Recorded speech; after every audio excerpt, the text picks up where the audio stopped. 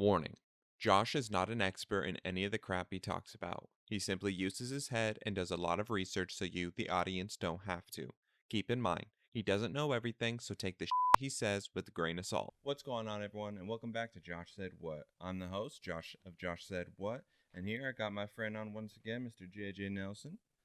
And to go ahead and kick this one off, first off, you guys better subscribe. Subscribe on Facebook, Instagram. We got it right up here, including JJ's Fighter Instagram, so be sure to check it out. Then just be sure to hit that subscribe button, get some more people on it. But yeah, so this one we're going to start off a little different. I'm actually going to go ahead and do an interesting fact because I don't really talk about it that much, the Quarantino Challenge, just because it's I already got so much on my plate, so it's like I'm trying to cover so much. But interesting when fact. are you gonna pick that up again? Hopefully I'm gonna pick it up soon, but to kind of like get myself motivated more to like really pick it up, I'm gonna start doing like these interesting facts at the beginning of every episode. And so for this one, something I actually read, which one of the books I have here, was about the former president of Zimbabwe, Robert Mugabe. He actually practiced voodoo magic and used it to like control and like the people of Zimbabwe You believe from in like. voodoo magic? I don't believe in voodoo magic, You but he believe in did. voodoo magic? He straight up did. I was like, man, I Yeah. don't know a single soul that believes in voodoo magic. He would man. straight up use the military in Zimbabwe to intimidate the citizens of Zimbabwe. You went to Zimbabwe right now. My guy No. said that, hey, I'm gonna do some black magic on you. You're gonna sit there and be like, yeah, I'm interested. Let's see. Dude, Levitate. they do straight up practice it out there. I thought that was insane. He wreaked a lot of havoc in Zimbabwe from like 1987 to 2017, and he ended up getting he ended up resigning, being forced to resign because of all the chaos they caused, and he would use the voodoo magic to intimidate and to like incite violence. Yeah, Like not even kidding. I bet. Crazy ass. But anyway, so we got that out of the way. Kind of a brutal, interesting fact. But let's go ahead and move on to the very first talking point. Jake Paul versus Tommy Fury. Now, we know it's going to be this month. Date of this recording is like, what, December 4th, I think? And so we got at least 2 weeks before the fight. It's on the 18th on Saturday. Yeah, Saturday 18th in Tampa Bay, Florida. We got Jake Paul, who's 4-0, and Tommy Fury, who's 7-0. I'll let you start this one. How do you think the fight's going to turn out? Well, I already know. I mean, I already know Jake Paul going to lose on this one. I mean, I've been saying he's going to lose on all the other ones. I haven't eaten my words. Yeah, whatever. It's like this one. This is a real box. This is what everyone's kind of, been asking for. It's not a debuting fighter. Yeah, not somebody from MMA, not a wrestler. And he's got one more KO than you. Now, it's one more KO, but hey, man, it's one more KO, like I said, than you have. And it's like literally he eats, sleeps, breathes, shits this sport. Jake Paul started doing it adult. He was adult when he started. He just started. My point is, he just started doing this thing. I mean, granted, Jake Paul's been doing it for maybe a few years, several years, whatever. I don't know. I know he has like 4 or 5 years. He hasn't been doing it longer than Tommy Fury. Tommy's been doing it since he was a kid. Their whole family is born-bred fighters. Like they're just it's in their family's legacy. Like they're not people that are just like, oh, we're just gonna go out there. There's a possibility of we're gonna lose, or this is a good fighter sitting across from me. Like these guys are, dare I say, kind of very cocky, kind of arrogant, and really head cock strong. Like these guys. See, what cracked me up is that Logan Paul kind of joined in on the shit talking with Tommy's win over Anthony Taylor, and they were saying that Anthony Taylor was one of their sparring partners and they're whooping his ass. I mean, I'd love to see some sparring footage. If you wanna talk shit like that, I'd love to see the sparring footage of you sparring Anthony Taylor. But unless you actually show that, then all we got to go off is at least Tommy's fight with Anthony Taylor, and Tommy beat him, unanimous decision. He didn't get a knockout or a TKO or anything like that. Yeah, but and he still he's won. also a former Bellator fighter, so he's another MMA star. And how many MMA stars come over to the boxing organization and get dubs? Only one. That's the only one we know of, and that's the one and only Anderson Silva. Yeah, and he Mike beat Perry. Chavez Senior, Julio Chavez Jr. Yeah, he was a former champ, right? Yes, and he's got a shit ton of wins, and he is a well-noted boxer, very good boxer, well-rounded boxer, legendary boxer, son of a legendary boxer, and Anderson Silva is just coming into the boxing game, 40-something years old. What is he, like 43 or some shit? I think he's a little bit older. He's maybe like on the 46. I know he's on the old side. Sorry, Anderson, but you're still the GOAT. But I mean, he's still badass. He beat Chavez in a split decision fight, and everyone thought Anderson Silva was gonna lose. Yeah, they thought it was gonna be brutal, but they thought that what happened to Tito Ortiz was gonna happen to Silva. I bet.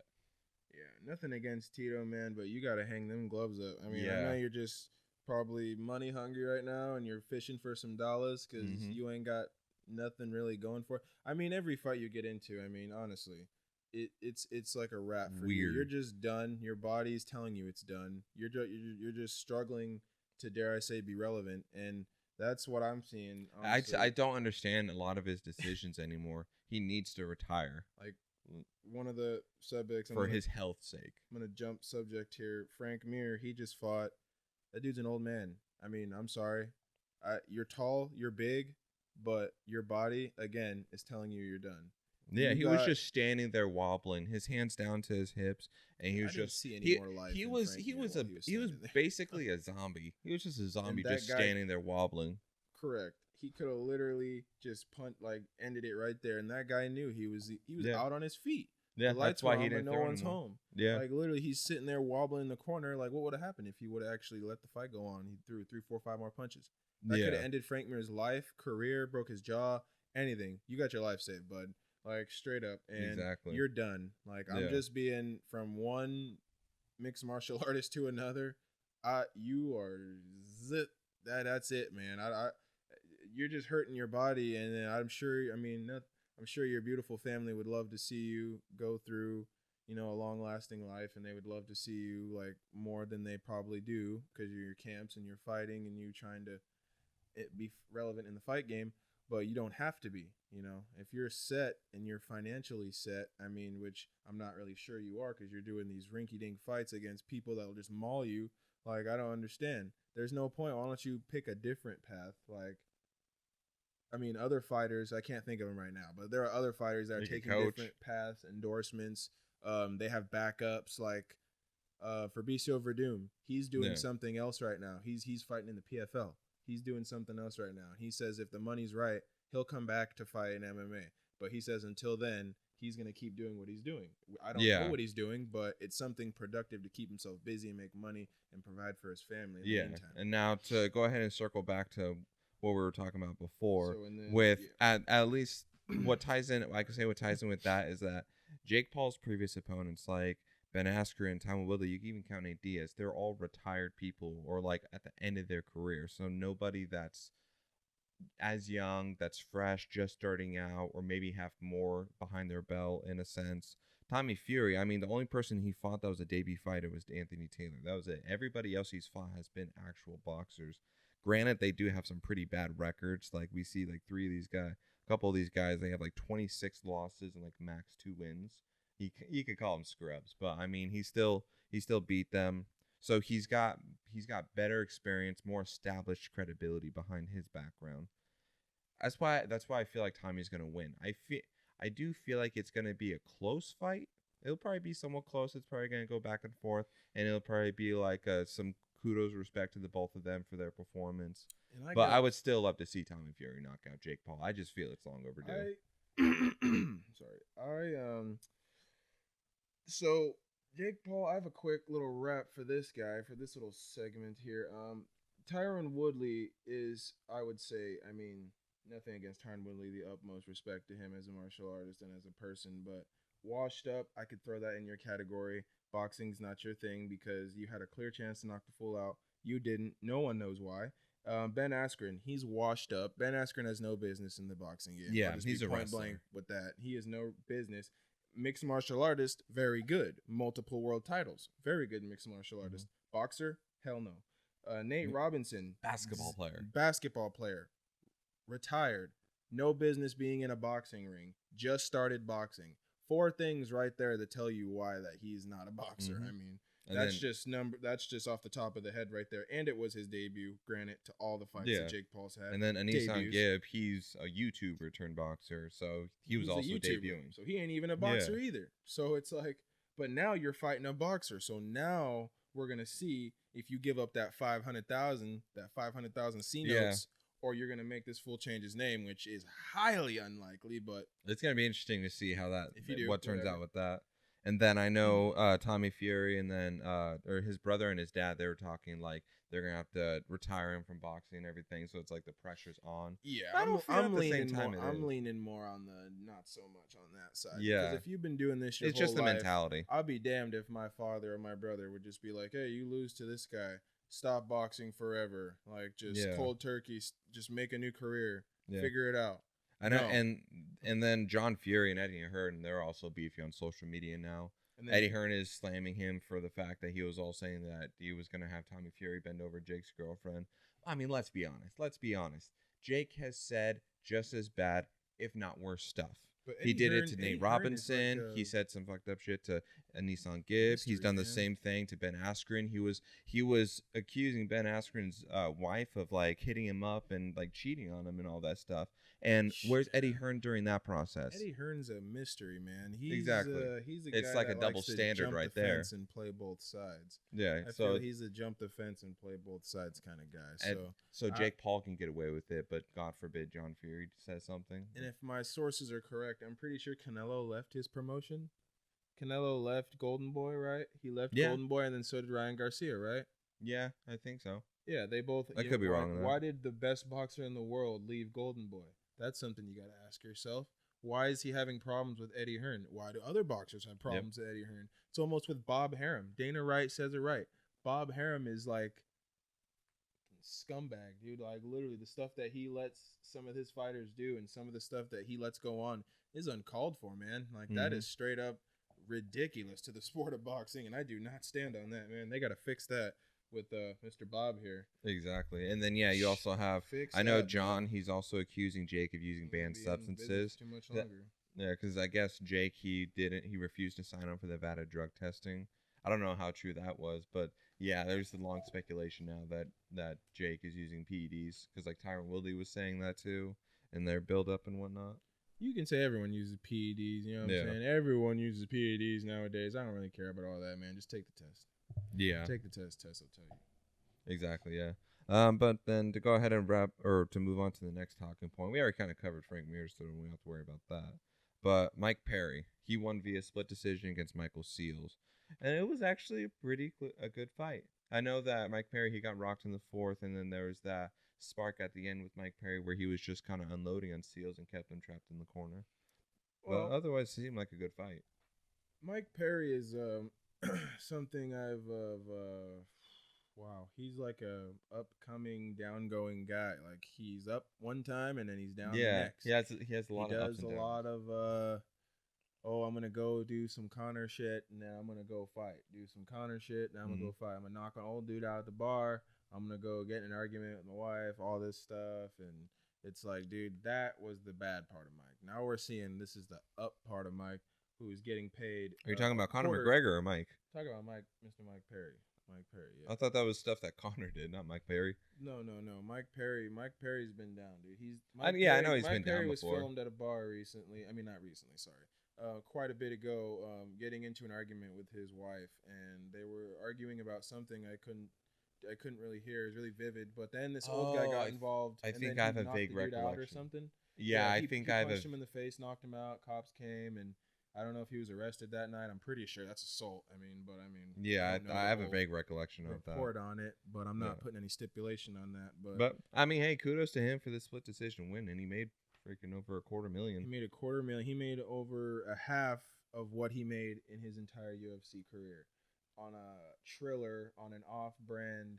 Yeah, it was Triad Triller. So it wasn't even 4 points. Triller, just for the record. It wasn't even 4 corners. It was 3 corners. It was a triangle. It's a triangle. These dudes fought in a triangle. Weird. I thought that was so weird. I mean, what? A triangle? I don't know how to feel about that. Are we gonna make a hexagon next? Let's fight. We already got the octagon. Yeah, let's make a hexagon. Oh no, a square, a rectangle. No, we do a pentagon. We'll do a pentagon. Pentagon or a rectangle. We can get that going. Yeah, it was weird, but I mean, awkward. Yeah, kudos to Mike Perry. That was definitely a good win for him. That was definitely a good high. Fucking making over $250,000 and everything, and then his comeback in the 5th round. I know that there are a lot of people that are saying that he lost because like the whole time the situation with him getting rocked in the 4th round. But I mean, hey, I think Mike Perry, in my opinion, I feel he's always should have been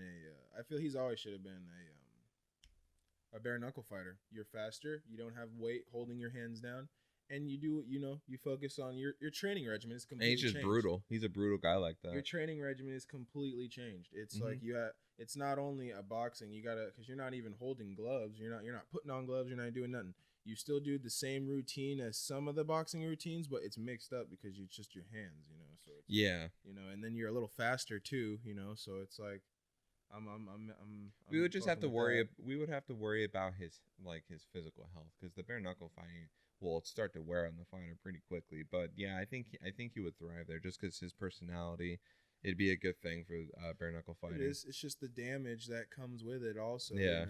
Your face. It's just more damage. That wasn't there recently a bare knuckle fighter that died? Yeah, I think so. Yeah, it was like an older gentleman, I think. Yeah, and that's when it sparked more conversation. That's your body telling you, what are you doing? Yeah, that sparked a lot of the conversation too. Like Dana White, when he was commenting on it, and he kind of tied it in with the whole talking retire? Thing. Yes. Yeah. Yes, he should. He Dana White was commenting on it and was kind of explaining incoherent or in ties with fighter pay. He said that when it comes to the taking care of his fighters in the UFC, he gets the top of the top notch medical staffing to take care of their stuff.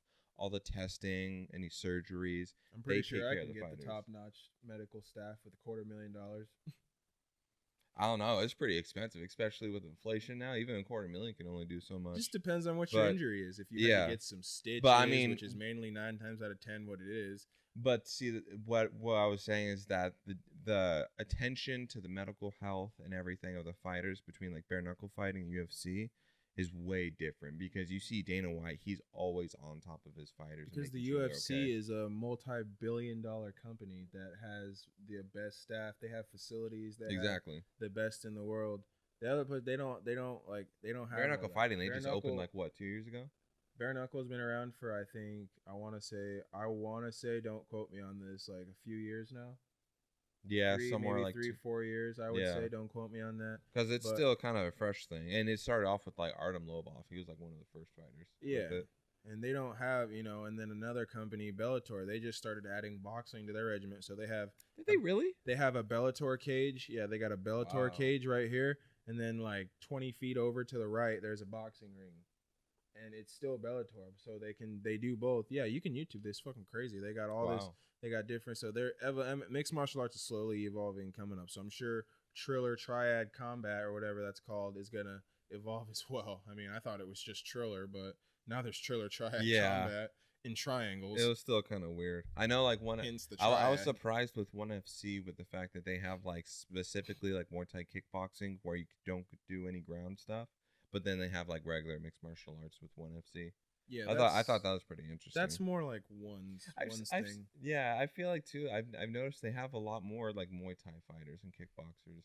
Muay Thai feels a lot more disciplined. Yeah, and they're a lot pretty brutal fighters. You see some of the shit that they do. They train by knocking down trees, kicking them down, and everything. Banana trees, all that good shit. We get into the Canelo fight now. Canelo Alvarez versus Ilunga Makabu. I'm pretty sure I butchered that, but I want to say Makubo, but Makabu. I'm sorry, guy. We'll apologize. Yeah, Makabu. We're new at this, but Mr. Ilunga, you seem pretty good, pretty big. These are just we're going off of the, pretty good substantial facts here, and he's on a 9-fight winning streak. You're on a 9-fight winning streak here, and you seem to have a quite bit of a height on Canelo, but how many fighters that has Canelo fought that had are taller than him had a height advantage? Yeah, I mean, both Caleb Plant and Billy Joe Sanders both had height advantages. I mean, yep. I mean, there was another guy too. I forgot. Oh, Saunders. I think it was Ben Saunders was pretty big too. Yeah. And Josh Jacobs was pretty big. I mean, Josh Jacobs, the football but player. I mean, Canelo, he's 57-1. He's got 39 knockouts. Brandon Jacobs. Maybe his name's Brandon Jacobs or something like that. He just fought him, and he, beat him. But because it's everyone underestimates Canelo and think they could walk through Canelo, and they learn the hard way. Yeah. Caleb Plant said they don't find out until afterwards. They learn the hard way, and Caleb Plant found out.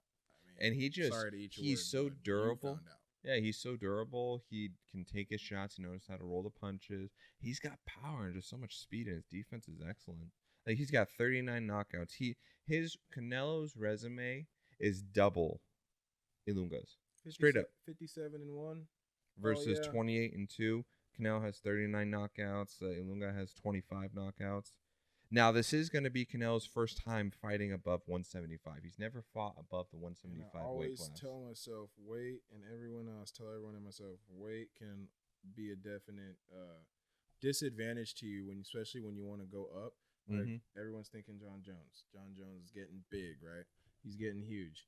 Okay, well, putting on all that muscle requires a lot of oxygen to run through those muscles. So you lose speed as well. You're gonna get tired quicker, and then you'll probably you'll probably revert to your strength and rely on your strength more because you're so much more bigger. We don't know. We haven't seen Jon fight at heavyweight yet, so I can't really speculate that.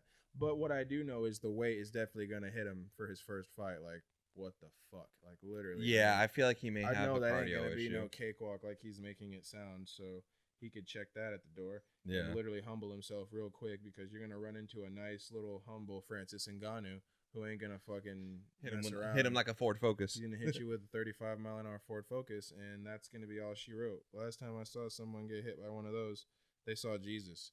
And Alistair Overeem met him for like a good 5 minutes and then came back, like literally. So we all seen that uppercut. Punch. That uppercut was vicious. You just saw his head snap back, and then the way he just dropped Stipe.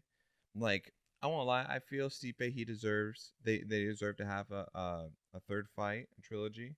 But yeah, the way Francis got rocked a little bit in that fight, but then he just caught him clean with that check left hook, and then you just saw Stipe just flip like a board. His foot got stuck underneath him, then flopped out, and he was just gone. I think it was a jab that dropped him too. Yeah, it was like a jab. It's like a weird abnormal jab that like hit a check him hook stiffed him, and I was just like, "Wow, dude, this guy's got a fucking." He just used his momentum as an arm as a jab. Like you get hit by his He's jab, you're already worried. Like it's like I'm worried about the jab more than your whole arsenal and that truck you got in your hand. So who knows? Who knows? And I know Stipe was already taking a few of those shots before that, and then he just wasn't having any success on the ground at all. Like Canelo's 5'8", I'm 5 damn near same or 5'10". Yeah, Lunga is 6 feet tall. This fool is 6 feet tall. Yeah, and I'm sure he's got a longer wingspan too. But that ain't nothing new to Canelo, right? Yeah. Yeah, if Canelo, he's able to sneak through, get inside the pocket, slip the shots, catch him with those body shots especially. Like Canelo, I'm pretty sure he's gonna work the body for a good minute to really wear him out. Then to kind of compensate for the height advantage, he's gonna start ducking his arms more. That's when Canelo's gonna start opening up. He's gonna rock him. But Ilunga, he actually said that he's seeing a first round knockout against Canelo. Now that I'm sorry. Well, I watched some. I don't think you're gonna knock out Canelo in the first round. I watched some of the guys' fights, and I'm not really sold on the dude's like power person. I mean, I'm not really sold on his technique, but the power is there for sure. Yeah. It's just he's not as persistent as Canelo is, but at the same time, he's got that one hitter quitter. So it's like it could be an uppercut, a left, a right, a jab. He's got the one. So I mean, that's what I would say. He's got the power. Got the one. So if Canelo gets hit with the one, then that might be something to worry about. Like you can get hit with maybe one of those, but if you get hit with two of those, I don't know, man. I don't know if you're still standing after that because he doesn't really he's not consistent on his combos. He just throws 1, 2 here or there. Are you saying Ilunga or Canelo? 1, 2. The Ilunga guy. Oh, okay, yeah. We know Canelo's like he could just go with all types of things. But Ilunga, he's got some weird unorthodox boxing that I'm not sure. He looks like he's kind of beat Canelo prone to being hit. But I've seen he's kind of prone to being hit too. Like that one fight that we saw of his, where him and then his opponent both cracked each other, and then he was even wobbling on his feet. Yeah. So if that was a Canelo punch, Canelo would have thrown like 4, 5, 6, 7, 8 more punches after that. Exactly. And down goes Frazier. So it's that, and then it's like, oh, it turns into the I told you so. But who knows? I ain't counting the full out. It looks real interesting. That guy's pretty big, pretty meaty. Looks like he's got some weight on him. And Canelo, he's gonna have a hard time even just making the 200-pound weight limit. Well, let's see. You don't have to meet it exactly. Yeah. I don't think you can be a little bit under it, but you at least got to be in like coming up in the 190s. Yeah, I think there's someone in his camp that had said, I don't know how confirmed it is, but I guess someone in Canelo's camp was saying that they were kind of like asking for like a catch weight because they don't think Canelo can reach the 200. Yeah, see, if they're already asking for a catch weight, that's how you know the weight's going to be a problem. Yeah. We'll see when that day comes. Yeah, and that fight may even be canceled too, just because we have Tabiso Muchunu. I think I pronounced it right. He's the current like number 1 contender for the cruiserweight division that Ilunga's in. So he's calling for a mandatory title fight against WBC Ilunga. number 1 contender, huh? Yeah. I don't really know much about him. Who knows? I'm still learning more of the boxing game, like outside of that. Probably not. Yeah.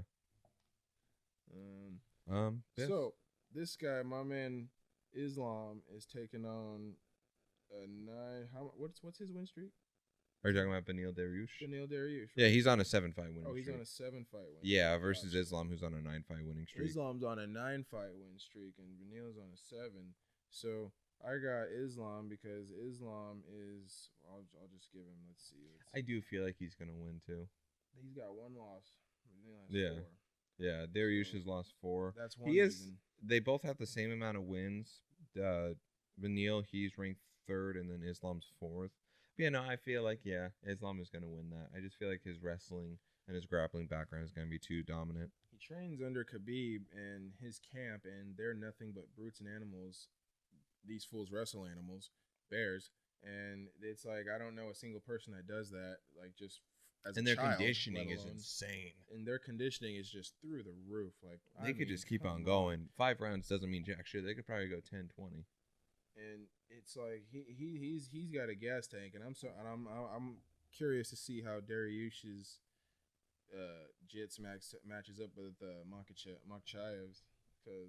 Makhachev, sorry, and he's got Beneil Dariush has more fights in the UFC than Islam too, so that's also he has more. Like he has 3 performance of the night bonus and then 1 fight of the night bonus.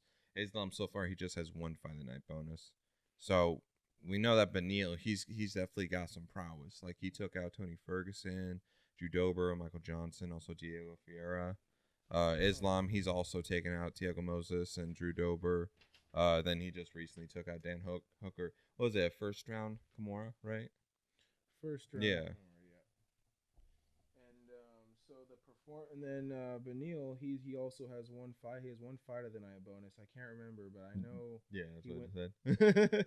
Well, that one, but I'm pretty sure I thought he had another one that he went the distance with. I don't remember the fighter specifically, but he went the distance with and won a split decision. And I think that was one thing that I was gonna go over as well, because this guy is. I feel he's like underrated, and I feel he's not like giving the credit that he's deserved.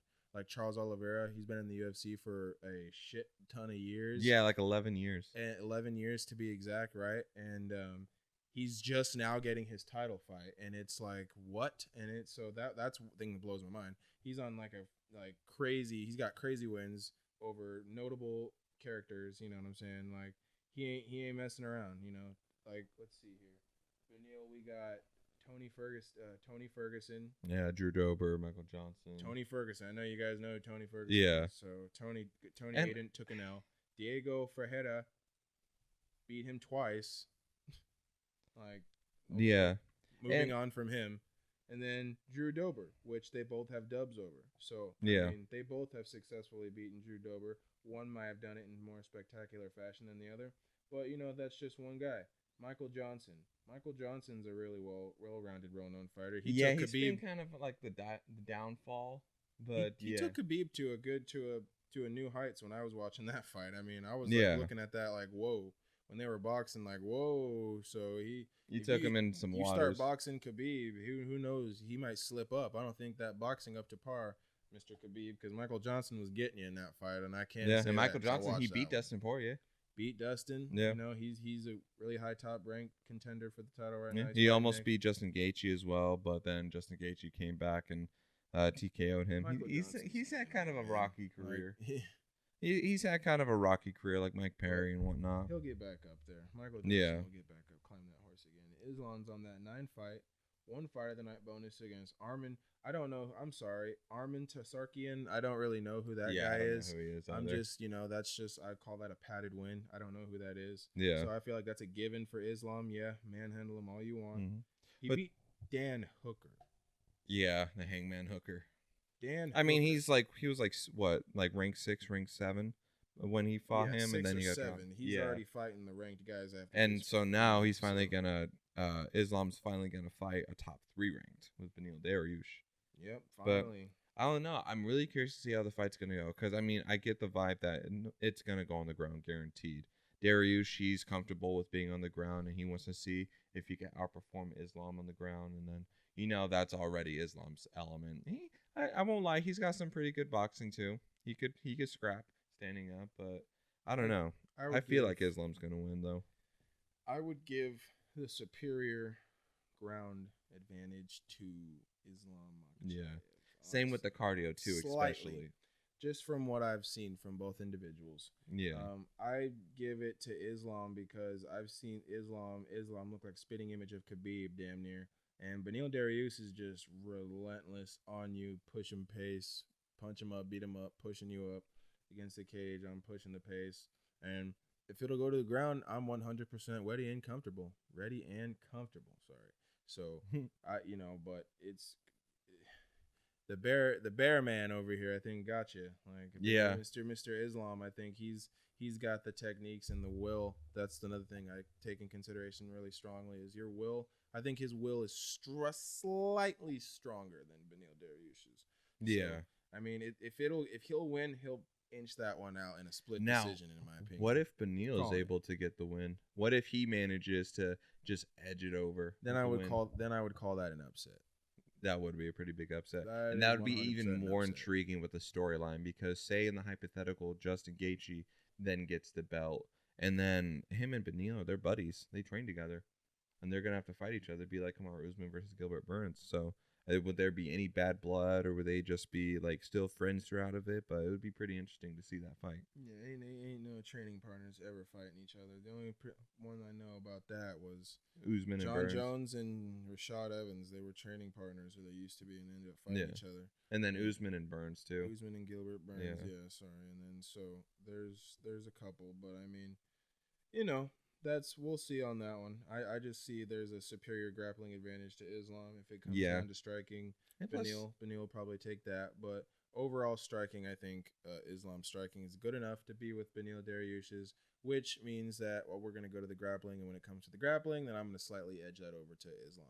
Yeah. Which, if he beats Beneil Dariush, I say let him fight Justin Gaethje for the number 1 contender fight. Justin Gaethje's not going to be gung-ho on that, to be honest with you, but you can't deny Islam, you can't deny the man after he's beating people left and right being active. That's another thing. Being active is important, and he's trying to stay as active as possible. So if you're not busy and I'm not busy and I'm trying to make something happen, why don't we make some money and make a fight happen for the fans and support our, let's get our families up, bring them up even higher in life, and, you got to put food on the table for your family and provide. This is your career, so I don't see any negatives on why. If anyone were to ask me to fight them, I would be like, no. Oh yeah, you don't have enough wins, or excuse this, excuse that. That's bull, man. Just fight the guy. If you beat him, use him as a stepping stone. Use him as whatever you want to get to your pinnacle of fucking success, like literally. And it's literally that's where I would be with that. So if he beats Beneil Dariush, you need to fight Justin Gaethje. That has to be the next fight. That has to be the next fight. You beat Justin Gaethje, then I think he deserves a title shot. 100%. That is fair. I think what's gonna happen. I mean, because since we got Dariush and Justin Gaethje, that's good enough, man. Yeah, because I think what's gonna happen considering the fact Dustin and Charles are fighting just this coming weekend versus the Beneil and Islam fight, which is being set for like end February. I feel like the Justin fight is going to happen for him to get a title shot, and then whoever wins the title shot with Justin Gaethje, and then the winner of Poirier versus Oliveira, then Islam is going to go step in. I don't think Justin, he's going to wait off too much longer, because he's already been inactive for a good minute. Never mind. He just fought Michael Chandler. Yeah, sorry, never mind. Yeah, I was going to say he just fought. I mean, it'll be interesting to see though. Weekend, like you can take last minute fights, but I mean, is that a smart move for your record and career? It wasn't a smart move for Dan Hooker. It's a good paycheck. Yeah, that's going to look real nice. But if you're trying to make this like your career and your life and come up, and I don't think taking short notice fights the way to go, man. You have a lot to lose. I mean, you have everything to win and everything to lose as well. And I feel like that's what's especially sorry. Hooker. I'm going to rephrase that. You have nothing to lose and a lot to win if you do win. But, I mean, still, you're not, if you win, that's going to be awesome. You just came in short notice and beat someone, train an upset. Heck yeah. Possibly performance of the night, a bonus, whatever. But, I mean, that's not, as a professional, you wouldn't want to sit here and take a short notice. I mean, come on. If you're trying it's too risky. That's the word I'm looking for. It's too risky. You don't want to go in the route like with Dan Hooker, who just got a win. He's like, you know what? I'll go fight just 1 month later against Islam, and then he gets submitted. Like, oh, I can't make the 55 original weight, so let's do catch weight.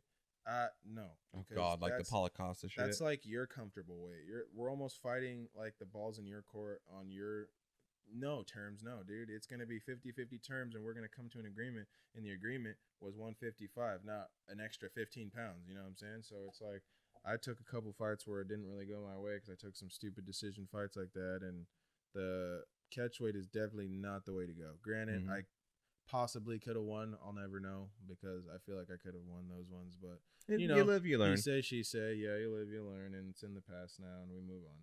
But, Charles here, he's got wins over Mike Chandler, Kevin Lee, and Tony Ferguson. Three off the top right there.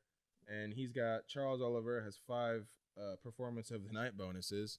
That's a big fact right there. And he's a Brazilian Jiu-Jitsu black belt that is wellly noted and seen quite a bit. You're going on to the Dustin and Charles fight now? Yeah. Okay. Yeah, I know Dustin. He also has a black belt in Brazilian Jiu-Jitsu as well. So I feel like, I'd say Charles. He's probably gonna, because he likes to stand and trade. Connor. He had a unanimous decision over Dan Hooker. He KO'd Eddie Alvarez. Yeah, and his only win that I see of submission so far is Max Holloway. Yeah, he did almost submit Habib. Habib was just barely able to slip through because Habib, I think he said in a later interview that it was pretty tight and well sunk in. Yeah, and he had to struggle a lot to be able to get out of it. Almost doesn't get the job done though. Exactly, because then he got submitted. But yeah, no, it's gonna be an interesting fight because we know Dustin, he's #1 contender. He's got 28 wins, 6 losses. Charles Oliveira, he has 31 wins and 8 losses. So he's got a little bit more. They're both in the same category of experience. I know Charles Oliveira, he got knocked out via elbows by Max Holloway, and then Dustin, he beat Max Holloway twice. I don't know. I feel like Dustin though, he has the more decorated record. He has the bigger names because he has all 3 fights with Conor McGregor. He also beat Dan Hooker. He KO'd Alvarez. The guy that's been in the UFC for less of time has a better record than the guy that's been in there for longer of a time. Yeah, I mean, look at Donald Cerrone. He's been in the game for so long, and he got beat by Tony Ferguson. That Nicola dude, I forget. He got beat by Justin Gaethje and everything. He always gets close to the championship, but then he just falls short. So, I mean, but yeah, he's an example of like someone who's been in the game for so long. I'm going to tell you why.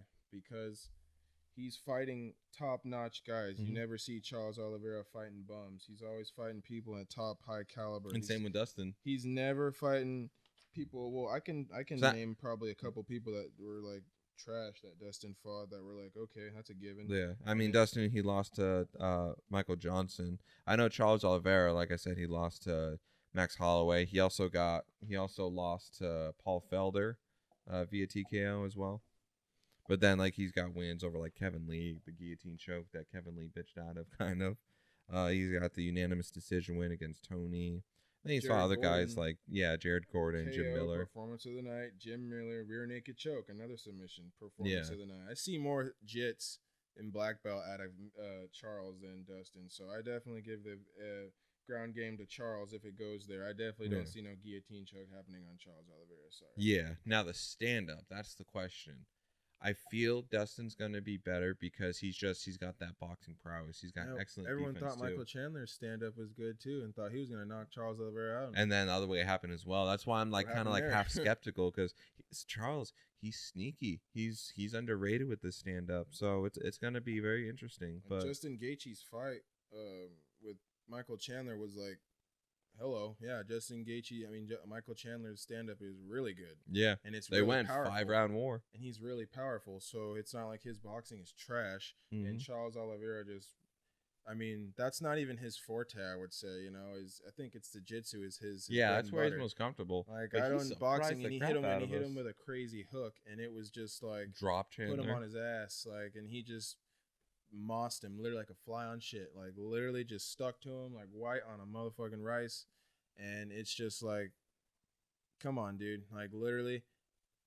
If Dustin gets put in that situation, I don't see that lasting too much. Yeah, longer. I feel Dustin's gonna be pretty compromised. He may be longer, able to too. survive. Of Oliveira's longer. Yeah. I'll say that as well. He's longer, so the reach is He's going to got the play anaconda into. grip. You got to get closer. The reach is going to play into that. Yeah. And he's got to get closer to Charles. So good luck with that. And I feel like maybe Dustin will like keep him in the clinch against the cage, and he'll kind of work his boxing into that. if you and can piece get it apart. to the clinch. Yeah, you got to get exactly. it there first. And If then the fight Charles starts Oliveira at the standing same up, time in a clinch can reverse it and trip him, do a takedown, and then go right into Oliveira's element. But it's going to be very interesting to see. Maybe we'll see a bit more of a highlight of Dustin's BJJ. Maybe he will actually be able to pull something off, but I don't know. When it comes to the ground, I don't know. It's too. I feel it's too favored towards Oliveira. Slightly edging again towards Oliveira. I don't know. I'm still gonna stick with Dustin winning. I feel like that route. That is 100% fine, man. We can take comes. We can put some money on it. Yeah. Oh yeah, no, I still remember that we put money on the Canelo and Caleb plant. $110, baby. Yeah, it is what it is. There's a reason why we do low wager bets for something like that. Yeah, shits and giggles. No. Oh yeah, now we're gonna see Rampage Jackson. He may potentially fight Shannon Briggs. You see that? Mr. Quinton. Oh yeah, Mr. Quinton.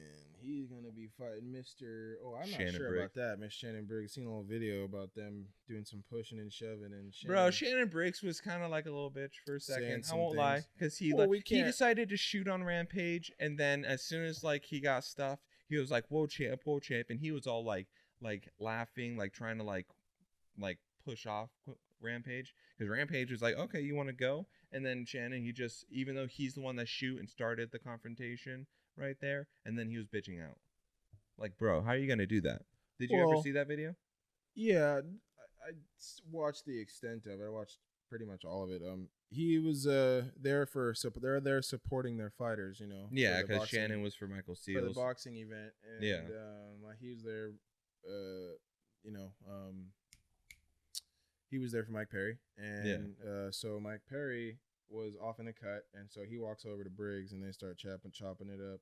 And then Shannon Briggs said something about he calls everyone champ. I mean, he was literally Rampage as a former champion, arguably one of the best that ever do it, best champion in like the light heavyweight division, legendary Hall of Famer. He was a savage back then. Still is, and to walk up on to play with him like that, yeah. And try to without shoot that for a jacket, takedown. he looked pretty fucking swole, man. He looked pretty fucking big. Yeah. Like it ain't he's trying to belittle Rampage and you looking big, champ. You're trying to squeeze his arms. Don't be touching me, man. Don't be squeezing my arms and touching me, dude. Like we'll do this right here, right now. And I think that shot was a joke. I don't think he'd really shoot on him because he would have got stuck. If it was real, and you knew he was immediately backing off as soon as Quinton got more serious. Yeah, like, he would have stuffed. He would have stuffed it, and then they start putting their hands on each other, and he's like, "Don't put your hands on Shannon." What in the world? Oh yeah, and then Shannon freaking picked up like a mic stand, and he was gonna use it to defend himself. Like, bro, like you're talking all this shit, and you're grabbing a metal weapon. Object to defend yourself. A mic stand, bro. This guy grabs a weapon. Like, I'm sorry, but it's like, bro, you shot yourself in the foot that time. I agree. You bet you need a weapon to fight Rampage, dude. I'm glad you picked up that weapon, because if you didn't, he would have ended your funky ass life right there on that floor. Like, bro, literally. For real. And it's just like, Shannon, what have you done in the past 5 years? Like, what have you done? Coach Logan Paul. To be relevant in a martial arts fight like the fight world, the martial arts fight game. What have you done to be relevant? Zero. It's been pretty much boxing. His only relevancy has been as the coach of Logan Paul. You're just there, he's just there. Like, it's just like, you're just a hype man, like 6ix9ine. I'm just yeah, but I won't do shit. Like, literally, he's like, if someone really tries you like Rampage, and then you're like, Rampage, he doesn't play any games. Yeah, he's straight up fuck you up. As you can see, as we've all seen, he has that video on YouTube where he ripped that door down out of the wall. Yeah, completely when he obliterated the Ultimate Fighter. Yeah, he just brutalized that door. In like 60 seconds, like 30 seconds, he demolished that door. Not a lot of people. I mean, granted, it was a fucking like flimsy ass door, but that's not a door that you can just I'm just gonna just punch through and take it apart like that. If like an average Joe was to do that, it wouldn't be as bad, basically. Like if that was a person, what do you think would happen if that was a person? Like he kicked the door, punched it, headbutted it, ripped it, pulled it, dragged it, did all this stuff. If that was a person, imagine if that was Mr. Briggs, man. Shannon Briggs is like 50 something too.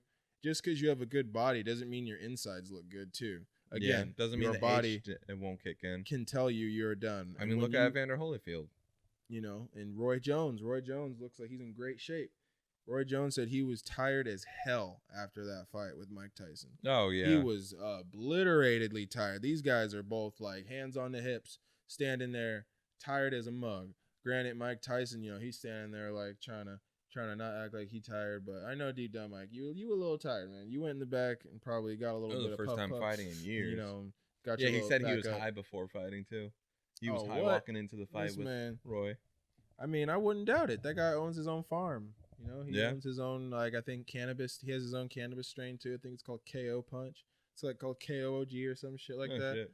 Or something like that. He has his own like strain, and I think he's invested into THC. So for sure. He's definitely going. He has his own podcast, and he's training more frequently, hot boxing with Mike Tyson, more consistently, frequently. He's getting more endorsement deals. He's got, oh man, what's that trainer's name out of King's MMA? He's got a head coach at a King's MMA that's training him right now, and I know. Oh man, it's on the tip of my tongue. Yeah. Oh man, I can't say it right now. It's like starts with an F, but I can't get it right now. But he's working with him from King's MMA, and he's like a Arizona, Tucson guy. I think that's where it's at over there, Tucson. Oh area. Yeah, I think so. And he's doing really good with that. You know, he looks like he's in phenomenal shape still for 53 or 55.